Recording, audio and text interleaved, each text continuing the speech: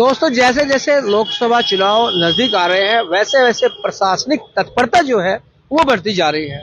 और अब लोकसभा कह सकते हैं कि लोकसभा चुनाव की जो काउंटडाउन है वो शुरू हो गई है और ऐसे समझा जा रहा है कि लगभग 10 मार्च के पहले पहले जो लोकसभा चुनाव है उनकी घोषणा हो जाएगी। और ऐसे में जो प्रशासनिक तत्परता है वो बढ़ के, विशेषकर जो पुलिस विभाग है वहां पर जो बदलियां होती हैं वो होनी, यानी ट्रांसफर वो होना शुरू हो गए हैं। आप लगातार खबर समय के माध्यम से देखते हैं कि बड़े बड़े अधिकारी जो है या फिर थाना के आईसी है या फिर जो पुलिस वाले हैं उनका विभिन्न थानों में तबादला किया जा रहा है। और ऐसे में एक चौंकाने वाली खबर आ रही है फिलहाल सिलीगुड़ी से, क्योंकि अभी कुछ दिन पहले ही सिलीगुड़ी के जो आईसी है उनका तबादला हुआ था और उनकी जगह संजय घोष को सिलीगुड़ी का आईसी बनाया गया था। लेकिन आज फिर एक जो खबर आ रही है उसके अनुसार संजय घोष जो सिलीगुड़ी के आईसी थे उनका तबादला कर दिया गया है और उनकी जगह पर आ रहे हैं प्रसन्नजीत विश्वास, अब सिलीगुड़ी के नए आईसी होंगे। और पुलिस विभाग के द्वारा ऐसी सूचनाएं आ रही है और ऐसा माना जा रहा है कि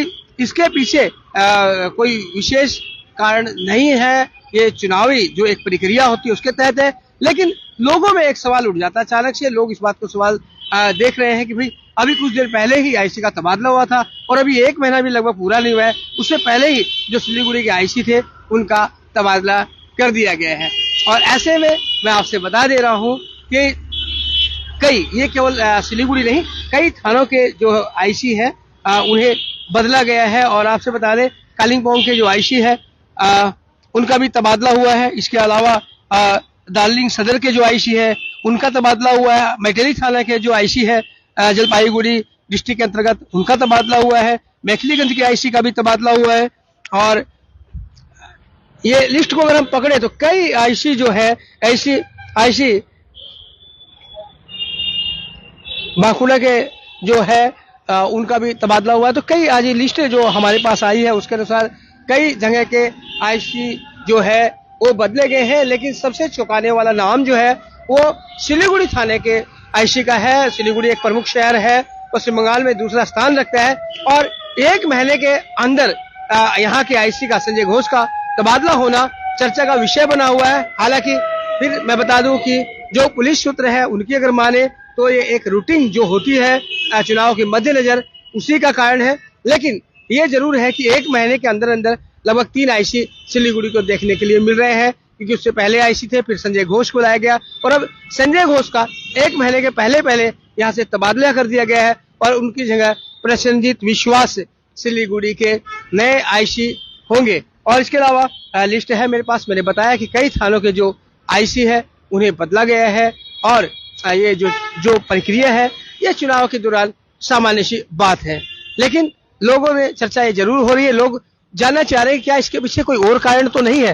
हालांकि ऐसे किसी भी कारण की फिलहाल कोई संभावना नजर नहीं आ रही है। सूत्रों के अनुसार जो लिस्ट आज जारी हुई है उसके अनुसार कई आईसी जो है, कई थाने के जो आईसी है उनका तबादला किया गया है और उसी के तहत इसे भी एक रूटीन जो है माना जा रहा है। रूटीन के तहत जो जब चुनाव आते हैं तो अक्सर जो बड़े बड़े थाने हैं या फिर विभिन्न पद पर जो तो पदाधिकारी हैं उनका तबादला होता है। लोकसभा चुनाव की अब घोषणा चूंकि बहुत जल्दी ही हो सकती है, कभी भी घोषणा हो सकती है और ऐसा समझा जा रहा है कि 10 मार्च तक, यानी कि मार्च के पहले सप्ताह तक हो सकता है कि जो आचार संहिता है वो लागू हो जाए। उसके पहले काफी रद्दोबदल किया जा रहा है और बहुत सी ऐसी जगह भी है जहां पर केंद्रीय वाहिनी अर्धसैनिक बल भी तैनात किए जाएंगे, उसे लेकर भी जो प्रक्रियाएं हैं वो शुरू हो गई है। लेकिन बात हम सिलीगुड़ी बेस की कर रहे हैं, बात सबसे बड़ी खबर की कर रहे हैं आज सिलीगुड़ी की। तो सिलीगुड़ी के लिए यही सबसे बड़ी खबर है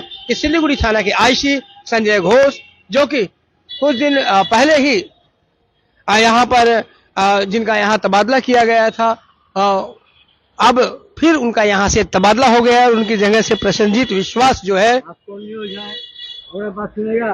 विश्वास जो है